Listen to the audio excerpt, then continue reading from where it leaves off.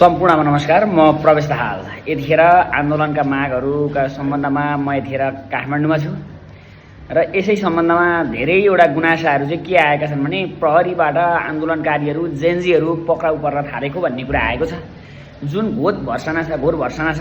किनभने हामी मतलब त्यो नेपाली जनतालाई मार्ने, ती जो युवाहरूलाई मार्ने, नेपाली जनतालाई गोली चलाउने आदेश दिने जुन तत्कालीन सरकार थियो, त्यो सरकारलाई कारबाही गर्नुको सट्टा जो जेएनजी आन्दोलनकारीलाई कारबाही गर्न खोजिएको छ, यो जेएनजी आन्दोलनको पक्षमा छैन र विभिन्न घाइतेहरू हस्पिटलको उसमा बसिरहनु भएको छ, तर सरकारको ध्यानाकर्षण छैन।